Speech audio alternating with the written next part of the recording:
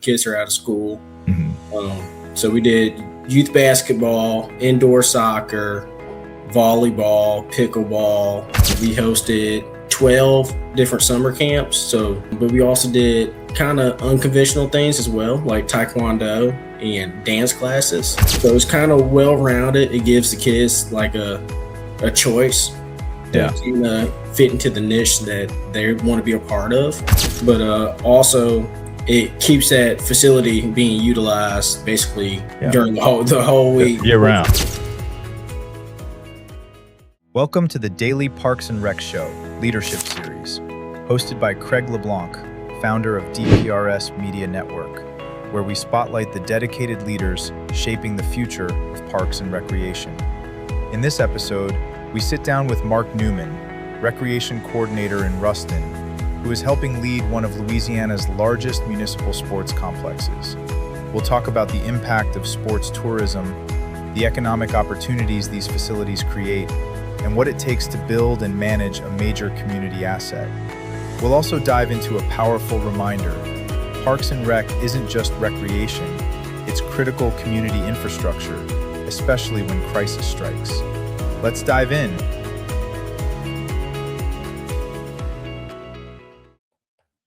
All right, we are live again.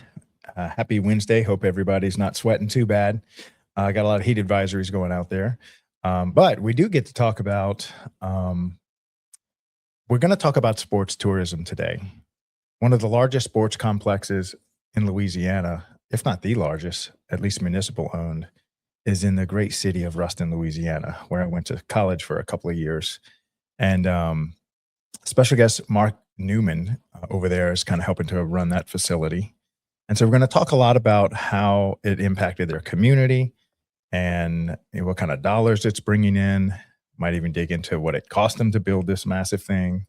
And I think you've got to drive quite a ways to get to anything close to its size. And then we're also going to talk about how Parks and Rec really is critical infrastructure for, crisis moments or when things are going on. The Parks and Rec departments have a lot of this infrastructure that can be used during crisis moments that hit our different communities. And this is one of them. And they're actually being used right now in that capacity.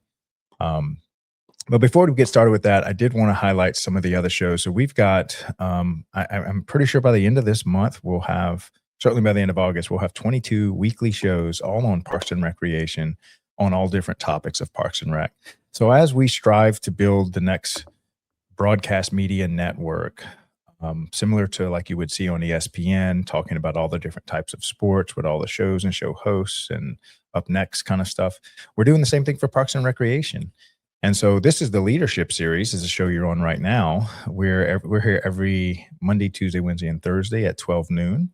And we find leaders like Marc throughout the Parks and Rec community across America and highlight their story and what they're doing, why they chose Parks and Rec as a career path. And so the other shows find a specific part of Parks and Rec. A great example is, why don't you go ahead and pull up the TV guide to see you got it ready to go. So this is kind of our weekly lineup. We're missing a lot. So hopefully maybe by next week, Carl, if you want to put that on your to-do list to try to update our TV guide, because now we've got like 20 shows coming up there with all the different logos and time slots and stuff.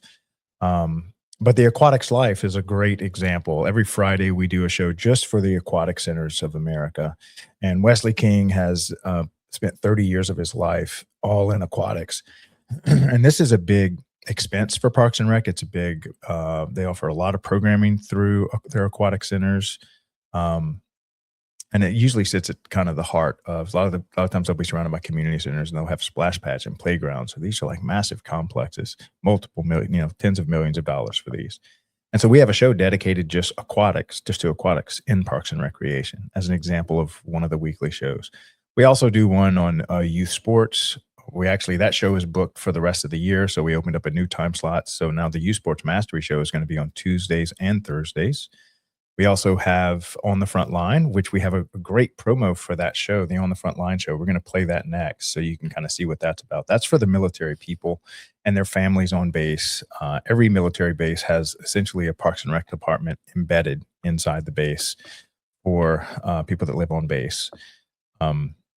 We also have, and we'll play this promo as well, we have something for the arts community. So a lot of programming in Parks and Rec is focused on the arts. And so when I say arts, what is that?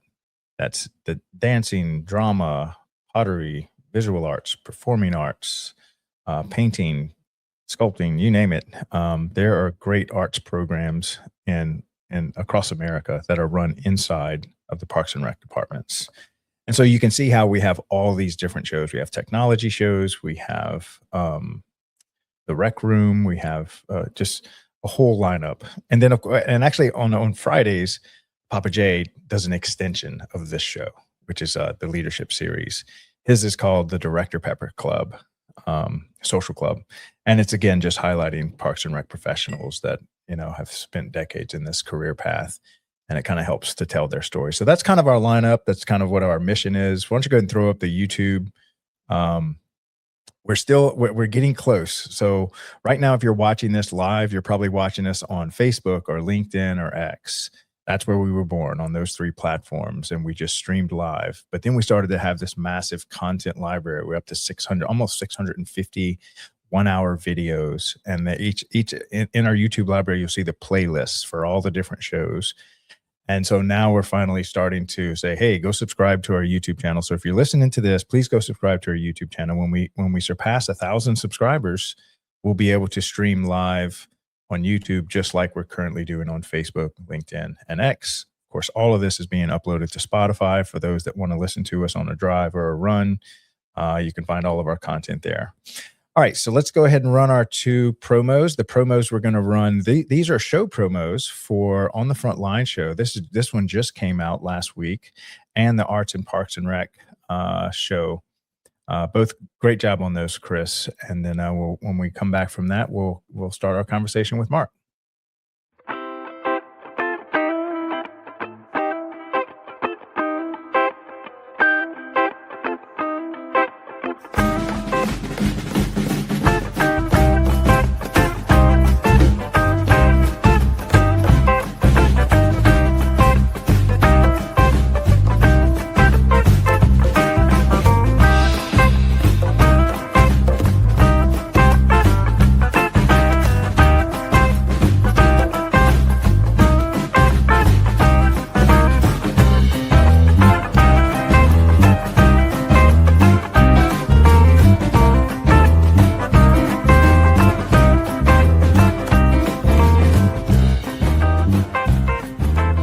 Not every mission happens behind a desk.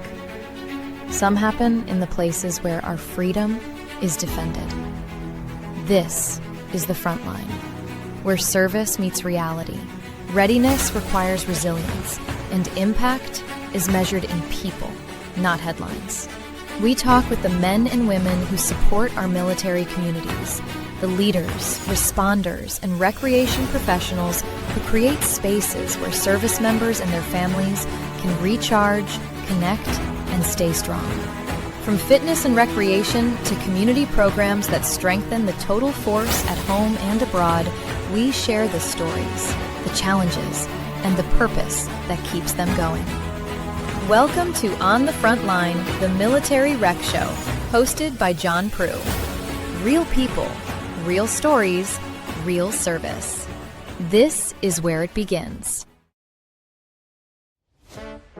Art has the power to transform spaces, to inspire communities, to tell stories that connect us to one another. Across parks, public spaces, and gathering places around the world, creativity is bringing people together in new and meaningful ways. From murals and sculptures to music, dance, theater, and cultural celebrations, the arts help turn ordinary places into extraordinary experiences. Because Parks and Recreation isn't only about facilities and programs.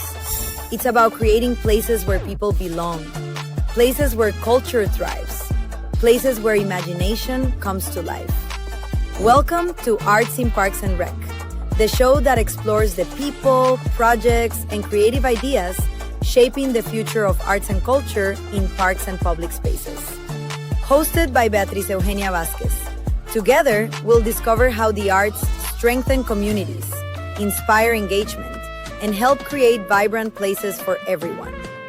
This is Arts in Parks and Rec, a DPRS Media Network original, where creativity meets community.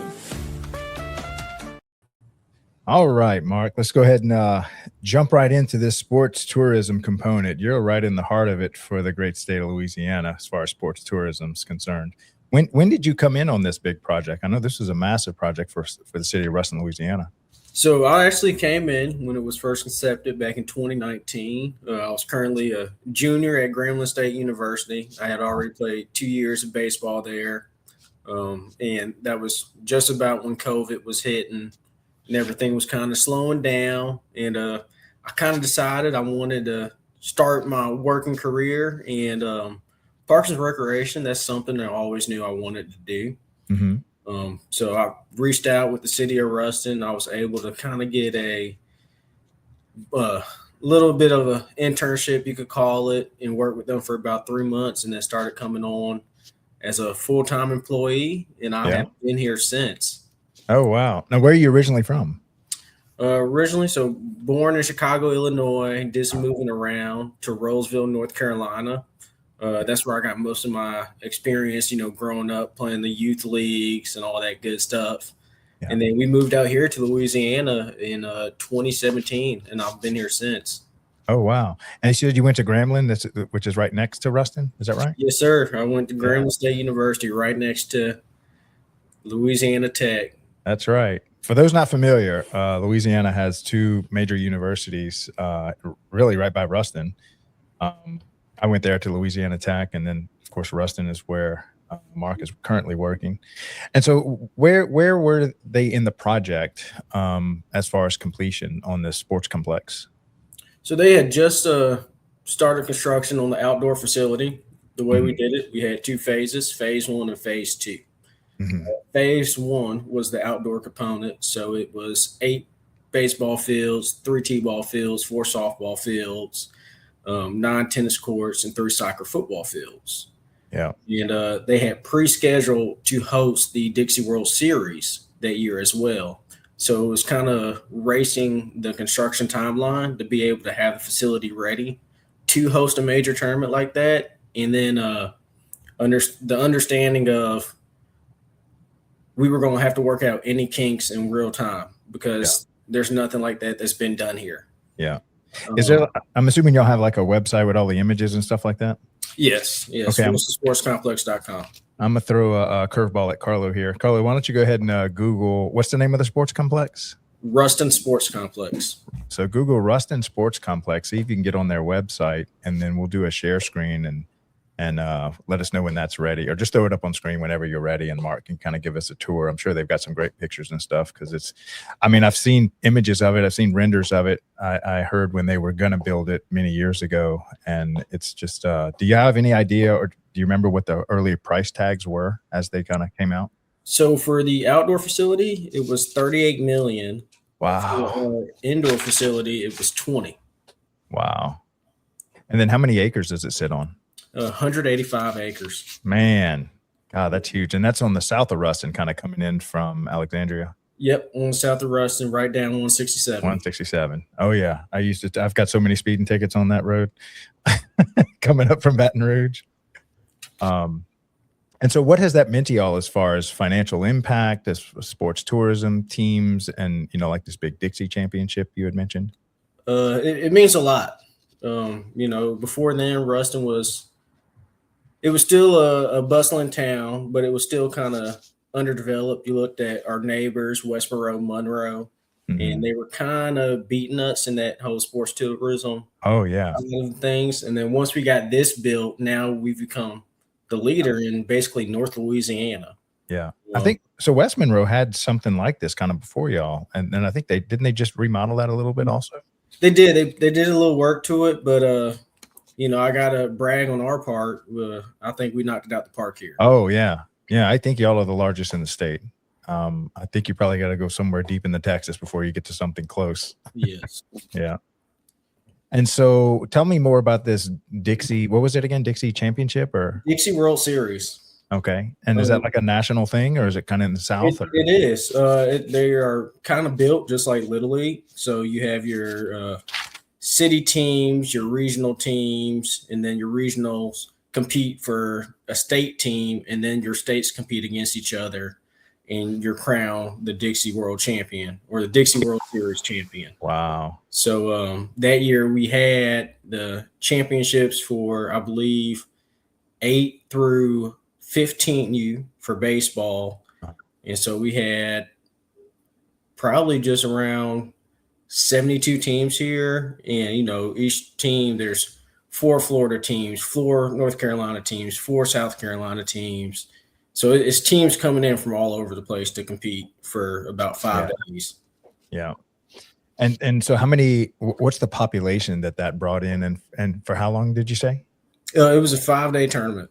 Wow. So for 5 days, how many kids, how many parents, do you have any idea of roughly the population that is now using restaurants and hotels and just booking the place up? Gosh, it's been a minute. But each team, you want to say average is 12 to 15 players. And then you always have three coaches. Coaches bring their spouses, parents come. So without making up numbers from way back then, let me just give you an average. On an average weekend, we're having around 1,200 players come in. That's bringing in around 2,200 spectators as well. And then they're here for, on average, 2 nights. Yeah. So a lot of that impact's going towards hotel, fuel taxes, the restaurants, local shopping. It's kind of just boosting the local economy out here in Ruston, which is great. Yeah, if you just do a little quick back of the napkin, just to kind of try to understand the scale, if they each get a full, let's say $100 tank of gas while they're here, that's $120,000 worth of approximate fuel. And then you got maybe 2 or 3 times that, maybe $500,000 worth of hotel stays, and then the restaurants probably at least that. So I would imagine in the weekend they're probably spending $1 million plus. On average, our economic impact, we're usually bringing in about $1.5 to $2 million. Wow. Wow. That's crazy. So do y'all have, like most cities have, like a Visit Ruston kind of tourism CVB department that's trying to highlight why you should come to Ruston, no longer just for the universities, but also now for y'all sports complex. Yes. Do they kind of partner with y'all and try to help get the word out about the sports complex? They do, and they do a really good job of it. We partner with the CVB. Mm-hmm. Give me 1 second. It looks like my screen froze. Let's see. I can hear you fine. Just it happens. It happens, but we'll work through it. Working with the CVB is great out here. They're really helpful, and they are very into what we're doing. They understand the impact we have on the community out here, so they do what they can to kind of broadcast it as often as they can for us. Now, what do they do for y'all? Do they kind of, obviously they have all the images, and did they make like a little commercial for y'all and just kind of really try to highlight? And because I imagine they're across the country, they have these organizers of these big tournaments, and they're kind of looking through the country for where can we host this year's tournament. And so I imagine that's who they're trying to get you in front of. They help us with bids. They help us, find things to host out here in the city. Anytime we're having those large scale tournaments, they go and personally make goodie bags for all those players that are coming in and giving them, coupons to local businesses out here, just giving them a little piece of Ruston that they can have with them and they can take back home with them when they leave. Oh, nice. So they're probably giving them little city maps where all the restaurants are and the hotels. Yes. And that's pretty cool.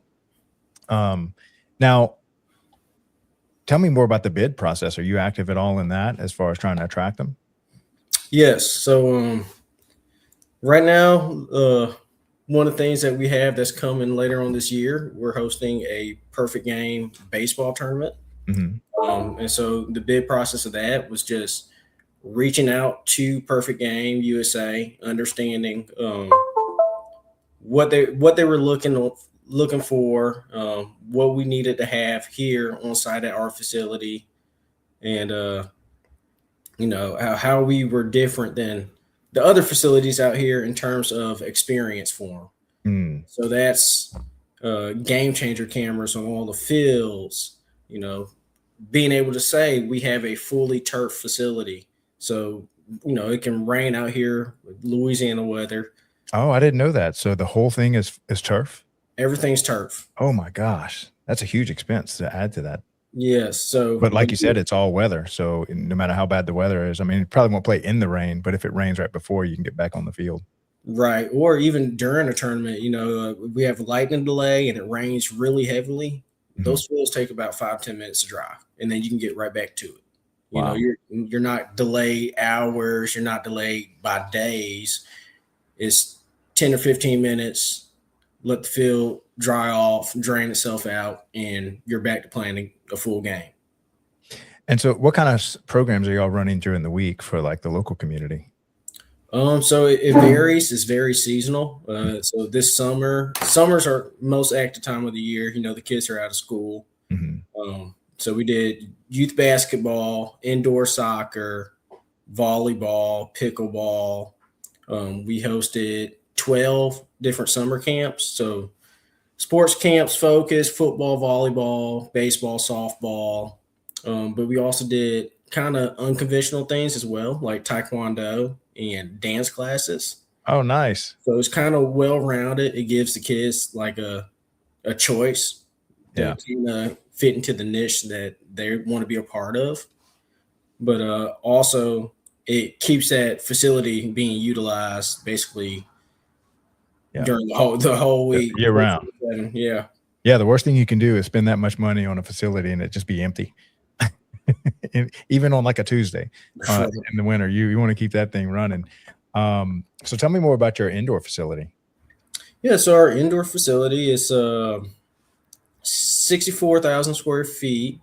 We have a multi-purpose room that we kind of utilize for our senior fitness classes. It's 4,000 square feet in there. We also have a projector in there, so teams can go in there, rent the room out, watch film, simply just kind of get away from the gym to have those team meetings. And then inside the full gym, we have 6 basketball courts, 8 volleyball courts, and then we can have up to 15 pickleball courts inside as well. Yeah. So it's a multi-purpose. We can change it for what we need it to be. We host a lot of basketball, volleyball tournaments. But at the same time, we've done things like this past weekend, we had a gun show. We're having Comic-Con. No way. We've hosted MMA fights. Fantastic. We've hosted haunted houses. We hosted ice shows where it's almost like a Disney on Ice type deal. But it's the fake ice on the gym floors, and they have the characters skating around on real skates. Yeah. And so it's so many things that people can use that facility for. It's amazing. Now, what is this? So this part of Ruston is kind of like almost on the outskirts. And if I remember correctly, there wasn't a lot of like real estate development out there. But I imagine now that this whole anchor is right there, that the real estate value has obviously gone up. Have y'all seen any other kind of development around the complex? Yeah, 100%. I don't know if you remember, but there was the Ruston Country Club. Yeah. There was a golf course in Ruston that shut down before. Yeah, that was on like the west. Was that on the west side of 167? No, it's on the south side. It's directly across the street from us. Oh, okay. Yeah. That property got sold about 2 years ago, and they are turning it into housing. So they're building about 155 houses out there. Wow. Which they're still in the process of construction, but just about every house out there has been bought already. Yeah. Yeah. And that's, that part of Ruston, I think, was just mostly just open for development. It really didn't have a lot of development. And I imagine that they're soon probably to build a hotel or gas stations or restaurants probably all around that stuff. Oh, yeah. We did a ribbon cutting for a hotel on Monday. No way. Yes. Is that the only hotel on the south side? No. So far, in just the last couple of years, I believe we've added 4 new hotels to the city. Wow. And so the hotels are going up, and then that actually brings along a booming Airbnb economy as well. A lot Oh, of I people bet. get into the Airbnb. The tech students move out for the summer. They have these properties that usually sit vacant until the Right. fall, but now they're able to rent out these apartments and these houses when we're having these weekend tournaments to the players and families that come into town. Yeah. What's Tech up to now in population? Are they like still 15,000 or are they up to 20,000? What's their Yeah, student? they're around 20 right now. Oh my goodness, man, they're They're exploding. huge. They're building new dorms right here down the street from us as well. Yeah. But they're doing really well. Yeah. So then, like you said, these students are renting during the school year, but then those during the summer, they mostly sit vacant. So then they could convert those to Airbnbs, which is perfect timing because your busy season is on the opposite time of the busy season of the university. Yes. Do you have any idea, or have you seen any of the numbers as far as the overall economic impact? Like, hey, if we spend $50 million, that's going to generate X amount of dollars over the years, so that it kind of does a cost recovery. Have y'all done any of that stuff yet? Yeah. So with the cost for the outdoor facility, the way that was funded, they did a 5-year um, restaurant and hotel tax. So for a while, you're paying an extra percentage on top of that, your normal food bill. But that's what went into funding the outdoor facility, and then the indoor facility was a bond. Mm. And so it was just doing the process of getting that bond is what kind of took it a little while to get us off the ground. But once we were able to be granted access to those funds, I mean, we were straight moving and grooving and getting it done. Man, this must have been quite a ride for you to come right out of college into this. Yes. And I can tell by talking to you, you've learned so much in this short period of time. Yeah. Oh my gosh. Yes. But that's what I love it. They gave me the chance to learn about all this stuff. I'm still 25 years old. So, not a lot of people get to have 7 years of full-time work experience, and you're already working with grants and state contracts and bids, and you're doing basically the whole umbrella of Parks and Recreation already. Yeah. Yeah. And when people ask what you do, some people will just say, I manage a sports complex or something. But I've also heard people say, I manage a $40 million sports complex that generates 10 million a year and whatever, and this kind of stuff. And it really just kind of shows the scale, even in your early 20s of what you can be in charge of and what you can learn. It's really a massive undertaking. Yes. Now, were there any mentors along the way, or are you just kind of going to conferences, or how are you kind of figuring out how to do this job? Who's kind of guiding you along the way? So our first director we had, her name was Tamisha Moats. She is the wife of Ryan Moats, who was actually a running back in the NFL. Okay. But she was very instrumental in getting me started and making sure I was getting opportunities.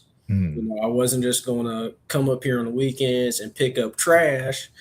If I was going to do that, she was going to help me understand the process and the reasoning behind it. Make it more than just a job. Yeah. Another mentor I had was Cheryl Ford. If you know Karl Malone, that's his daughter. She played in the WNBA. Yeah. But, she was the sports community coordinator when I first started as well, and she was my direct supervisor. So it was her teaching me how to network, how to stay calm, relax, stay focused, understand the priorities and what tasks need to get done, and kind of how to schedule it out so you're not stressing yourself out in a sense. Now, what does it cost to kind of run this facility on an annual basis with the staff and everything y'all do? And then how close are y'all to getting cost recovery? Are y'all kind of able to surpass your costs? Yeah, so it is tax funded.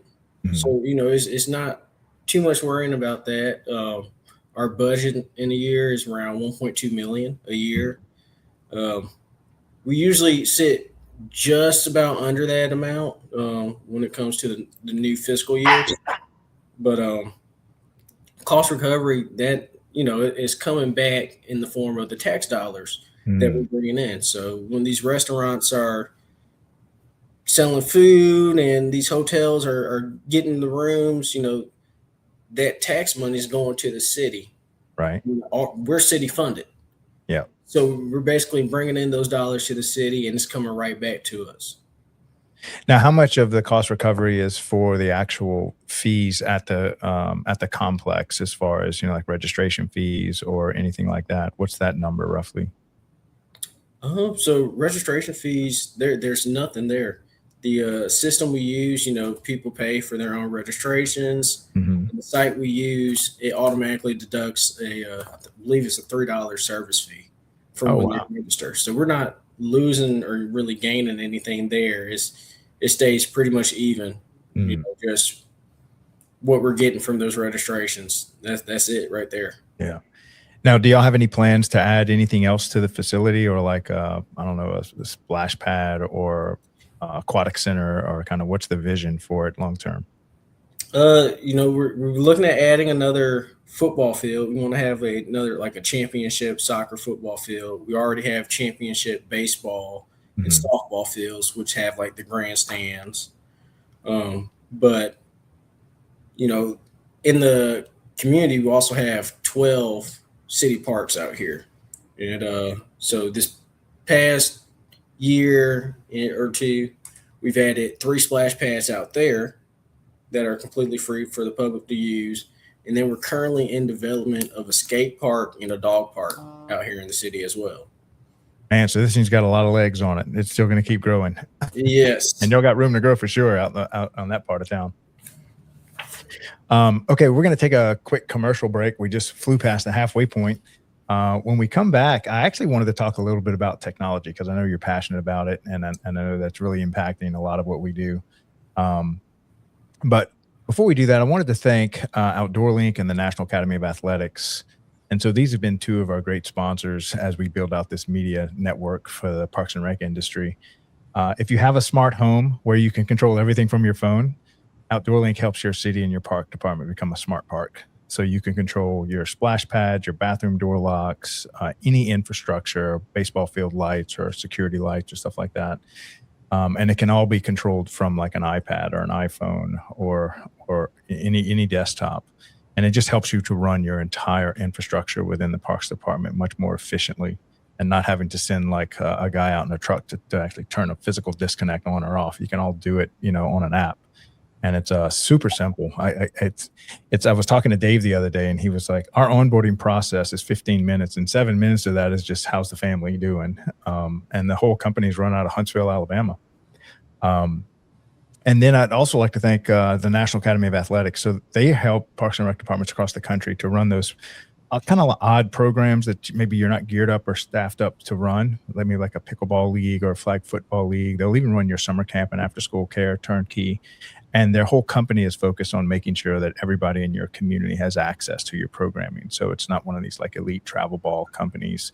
It's more or less just they help Parks and Rec do Parks and Rec activity. And so, Carla, why don't you go ahead and run those 2 promos, and then when we come back, we'll finish up our conversation with Marc.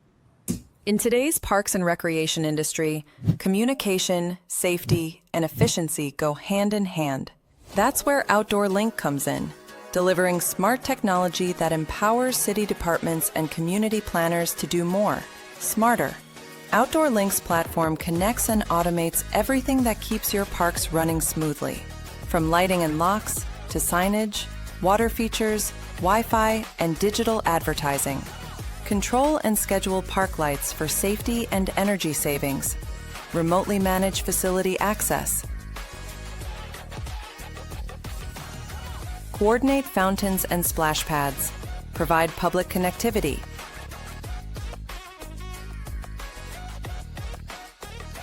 All from one simple, unified platform, giving you real-time control, data, and cost efficiency. For parks and recreation agencies, that means safer spaces, smarter resource use, faster responses, and stronger community engagement.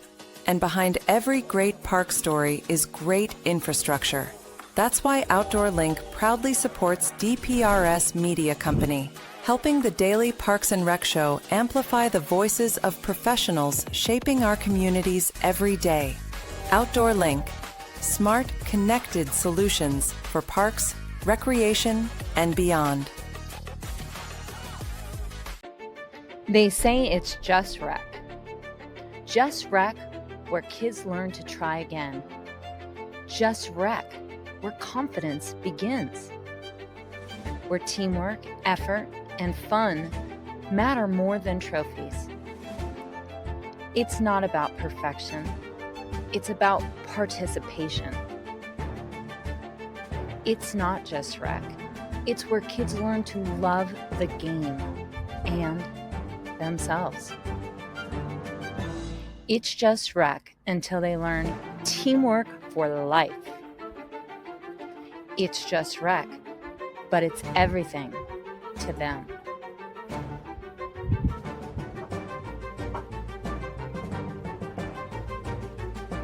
It's more than rec. It's a movement. It's just rec until you realize it's shaping the next generation.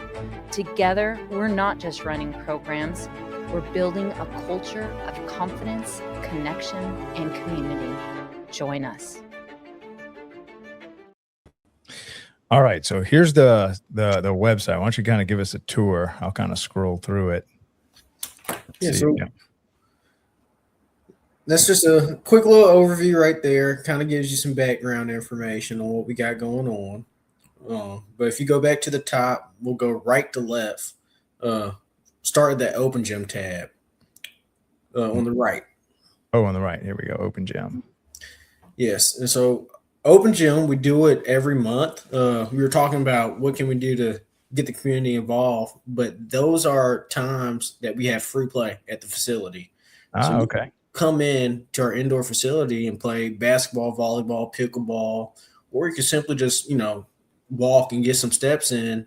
But those are the times where you can come in and everything's completely free. No cost involved in that. That's just our old info from our Peach Fest pickleball tournament that we had last month. So it just kind of shows you in depth what we're looking at. That RPAR tab, actually, that's perfect. If you go back to RPAR. RPAR? Okay. Yes. So that's our Parks and Recreation page right there. Okay, so yeah, this is for the Parks and Rec department for the whole system. The whole system. So if you look, you'll see our summer flyer there. That's where you get the information of what we're having, leagues, activities, any type of special events. Everything is listed there. That's printed out. It's given to the kids before they leave the schools for summer break. If you want to go to the park information,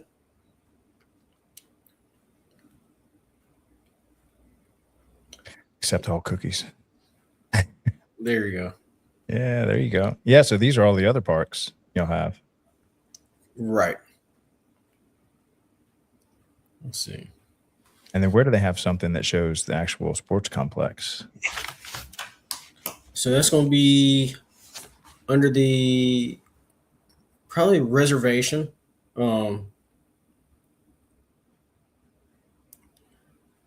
And you can just click on either those indoor outdoor links right there. But here we go. Yeah. And that should give you a kind of a view. And if that's not popping up, then check out our Facebook page, our Ruston Sports Complex Facebook page, because we do a lot of pictures from our weekend tournaments, videos as well. That's advertised pretty much on a daily basis. And that you can get to that Facebook page. We have a link in that top right corner. Or perfect. That is the facility. That's us. Wow. Yeah, that's a huge facility. We got like a massive is that y'all's indoor facility? Yes, sir. Oh my goodness. Basketball goes, volleyball goes, everything is drop down. So when it's not in use or when we're doing a event where it's not needed, we'll put the goals and the volleyball nets just up to the ceiling and get them out the way. Man, this is beautiful. Yeah, they did a great job. Yeah. So, yeah, that's been a huge economic driver. And that's one of the ways that we're looking at being able to promote these massive sports complexes across the country as people are kind of making their decisions of where they want to host their tournaments and stuff. And this has got to be one of the bigger ones. Y'all don't know where y'all fall nationally in this as far as other sports complexes. I'm sure some of the major cities might have something equivalent, maybe a little bit bigger, but this has got to be one of the larger ones I've ever seen, at least. Yes, especially the one that represents Louisiana. I think we're probably one of the number ones up there. Yeah. And so now what has this done for you just as a Parks and Rec professional, as an individual, as somebody that's just developing their skill sets? Maybe take us on that journey of kind of who you were when you came in right out of college, and then what are the skills you've gained over these last few years? Coming out, I knew I wanted to do something that had a big impact on the community. I've always been community oriented. And when I got this opportunity to work here for the city, I was able to expand on that pretty greatly. And it gave me the drive to want to do better, not only for the people I'm representing, but also myself. Yeah. It drove me to get my certified Parks and Recreation credential as well, and to be able to network with other professionals in this industry and kind of pitch ideas off each other and support one another. That's been a really great thing to be a part of. Yeah. Now, have you been active with NRPA or LRPA throughout the years? I've been active with NRPA. Yeah. Have you gone to any of the national conventions, or which one did you attended? I went down to Baton Rouge 2 years ago, and they had like a smaller conference out there that I was part of. I just got to go spectate, listen to a bunch of great people talk, and kind of see how other departments were, running themselves, and to see if we can kind of integrate any of that into what we're doing with our Parks and Recreation system here. Yeah. Have you had a chance to go to the national conventions yet? Not yet. I'm trying to. I want to make time to go out to one. Yeah. Well, there's one coming up in Philly, but then after that, there's one in Houston, which is not too far from where you're at. Yeah. So potentially, if I can make that Houston one, then you might see me there. Yeah. Well, we'll be there for that one for sure. We're trying to get everything set up to go to Philly as well. All right. So let's talk about technology. So how is technology kind of impacting the work that you do? It plays a big part of it. As the years go on, the world is being more technology driven. I think that's impacting the youth as well in a pretty big way. People like to tease around and say, you have the iPad kids, but that is now a big part of our culture. And so you want to be able to appeal to that and hopefully put that to good use. So integrating esports into a recreation system. Is that something y'all have yet? Or y'all looking at it? We're looking at getting it off the ground. It's still in development, but coming soon, we are going to start trying to do some esports activities just to really kind of broaden our reach of who we're currently getting now and who we can get. There's some kids that may be on the spectrum who may not like the physicality of sports, but they would like to participate in the games aspect of it. So, the Mario Kart and Street Fighter, MLB The Show, NFL, NBA, whatever it is, they're more inclined to participate in that than they are to participate in like a real deal physical activity, get hot and sweaty, stuff like that. Yeah. Now, are there, I know some sports complexes, and maybe y'all are one of them, have like these cameras set up so that even if you can't attend the game and you're like a grandparent across the country, you can actually still view the game, maybe like the championship part. Is that something y'all started to dip your toe into? Yes, it is. So we have a partnership with Pixelot, and we have a partnership with Game Changer. Pixelot supplied us with the cameras. Game Changer is the software we're running on those cameras. So Game Changer is the number one kind of youth sports streaming service out there right now. You're not going to really find a team that doesn't have it or doesn't have a parent that knows how to utilize it. But it's great for stat tracking and recording those videos. And for the longest time, if you wanted to record, you had to weirdly like bungee cord your phone up to the net behind home plate, Yeah. kind of just like jimmy rig a stand to get it to sit up so you didn't have to hold it the whole game. And what we did was all our outdoor fields, we have 2 cameras on each field, one behind home plate and one on the outfield scoreboard. And they are kind of AI powered on the inside to where they can deliver almost like a broadcast experience of the games being played. No way. Now they came and set all that up for y'all. Did it cost anything for them to come set that up and they made their No, money some other way? It did not. And so they must make their money on the viewers. They kind of log in and pay a little something, and then Yes. grandma can watch the game from the other side of the planet. Yeah, and so we were the first facility in Louisiana to do that deal with them and get the cameras up and active. Oh, nice. Now, how big is that? How many sports complexes, or you have any idea what that company, as far as their distribution is? Are they on like another 100 fields throughout America? Or? Not too sure. I know out here in Louisiana, I've seen it at 3 other sports complexes currently. I believe Youngsville has them, Broussard has them, and I think they have them at Cargill and Shreveport. Oh, nice. Now, what other softwares do y'all use as far as like camp registration? And have y'all gone into robotic sprayers or any of the robotic side of kind of maintaining your facilities? We've been looking at integrating ABS as well. That's something we're kind of looking at right now, trying to see what the feasibility of what is that, ABS? Automatic ball strikes. So I don't know, you've been seeing it in the MLB recently. The guys are tapping their heads and they can challenge the umpire's calls. But there's some tournaments that they could save on actually having, behind that plate umpire, just have one umpire in the field doing out and safe calls, and balls and strikes can be fully automated.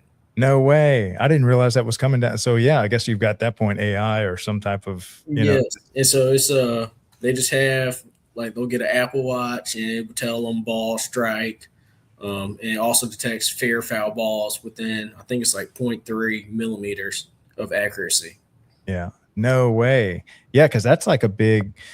So then you would need how many? And I'm not as familiar with baseball. So how many umpire or refs, the officials, do you have on a game like that?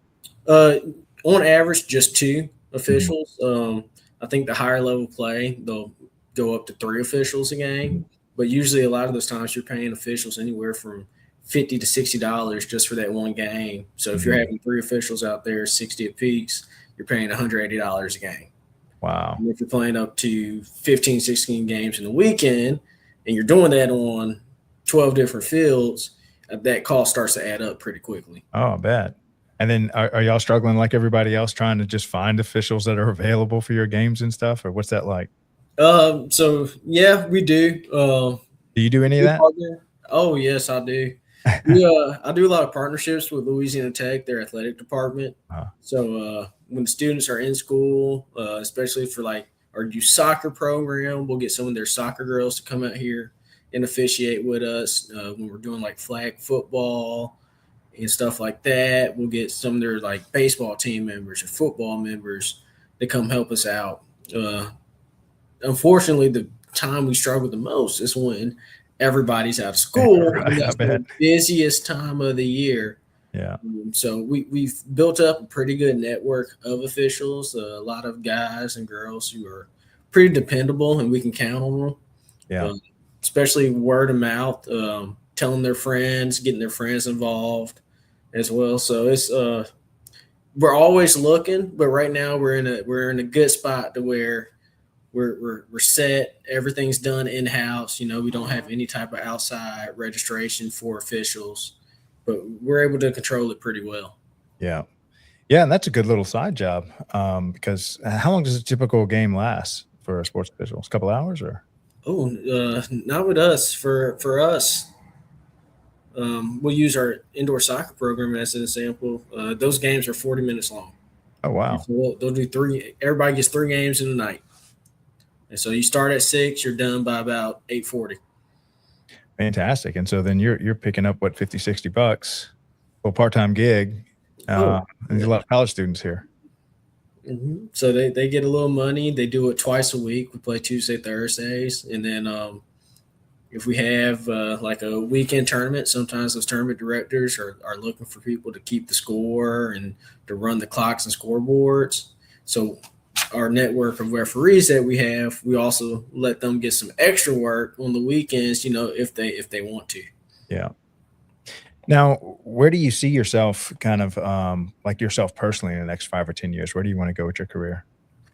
I've gained a lot of experience out here for sure.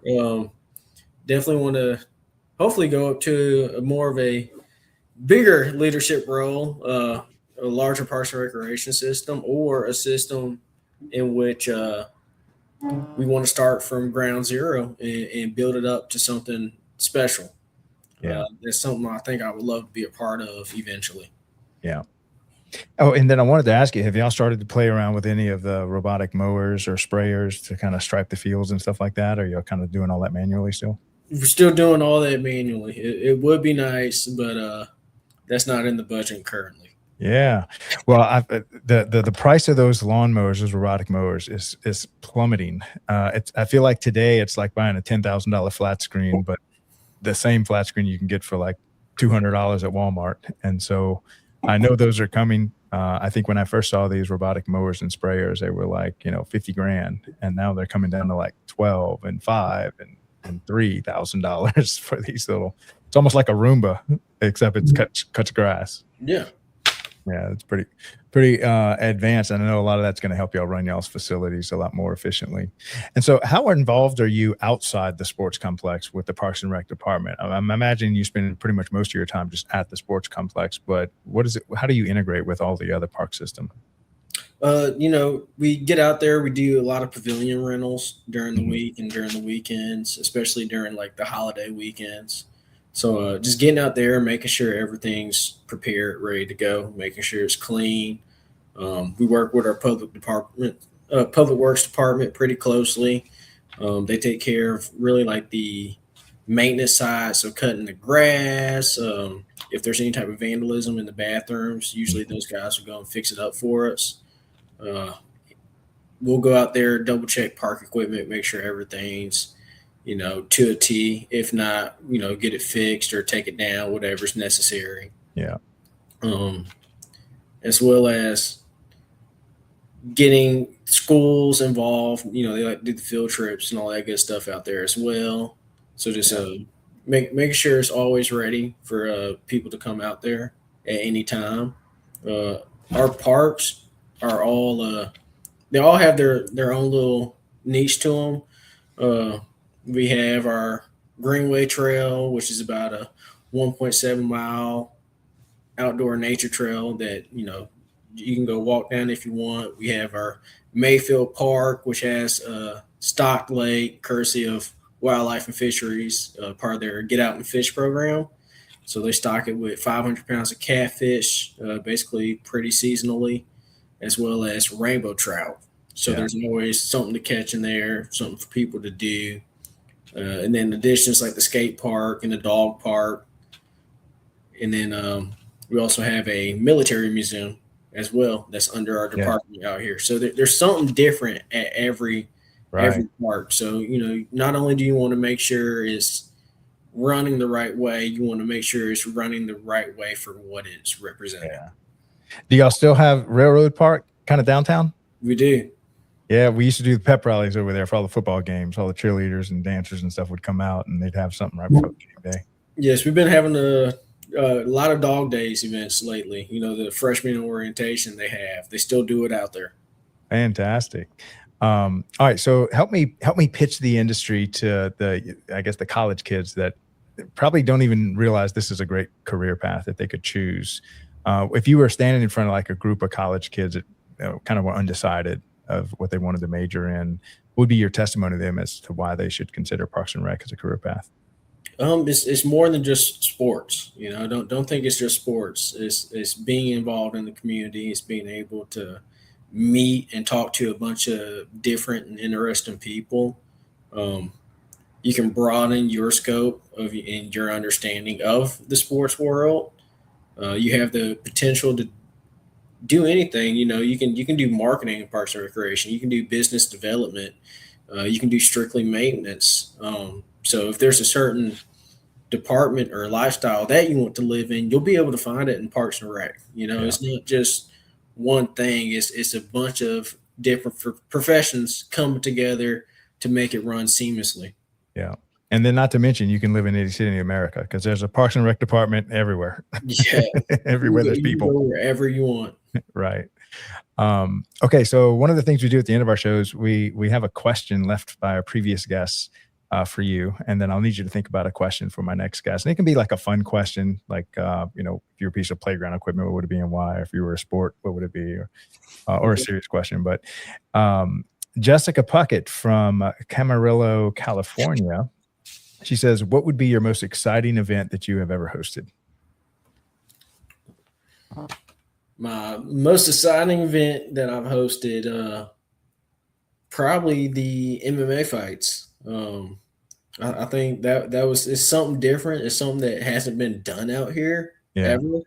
We had officers there present for security, and they were more interested in watching the fights than they were doing security. Everybody was just having a great time, and it was all ages out there participating and watching it.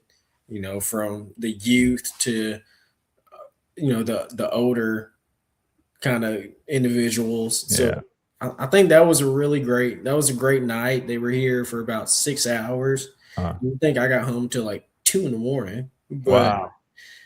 It was definitely worth it. Yeah. Yeah. Let me know when are y'all going to do that again? Are you doing that every year, or is it kind of one and done thing? We're looking at doing something this winter with them. Okay. Well, I might use that as my excuse to come up there. I love MMA. I'm always following that. All right. So what question would you have to leave for my next guest? Oh, let's see.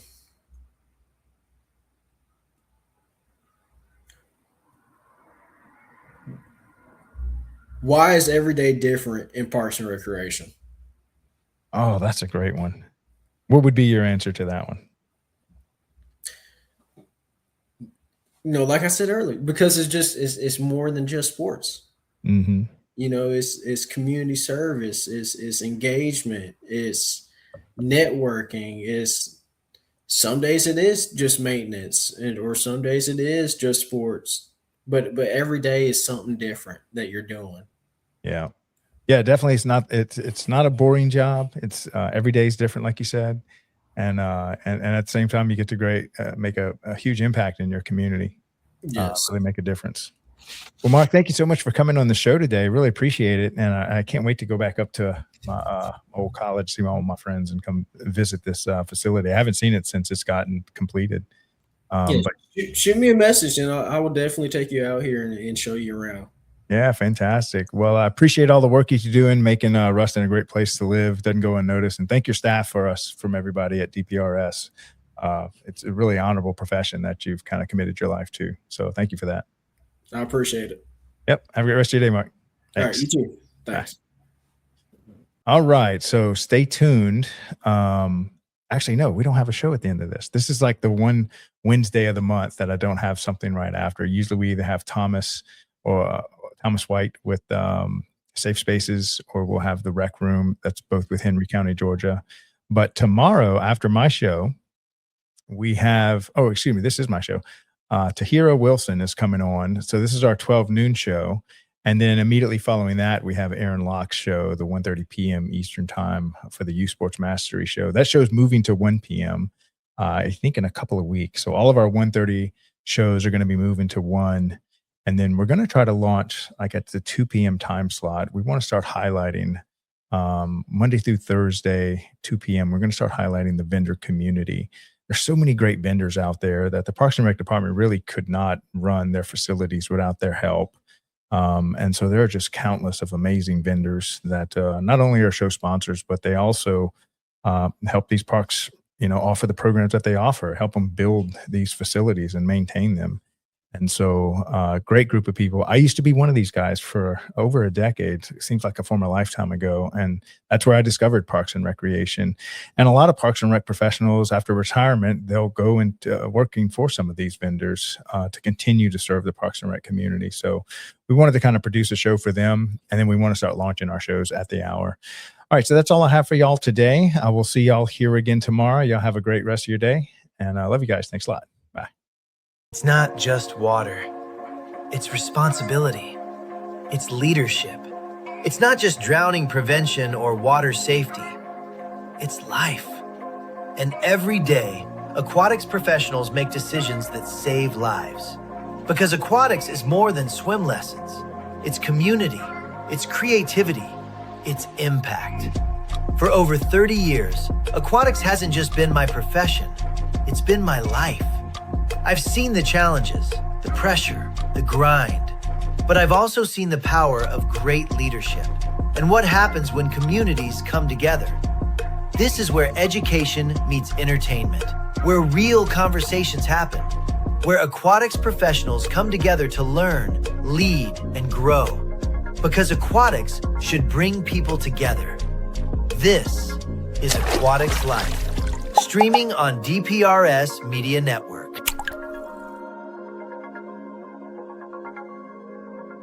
In the parks and recreation industry, attention is limited, but influence is everything.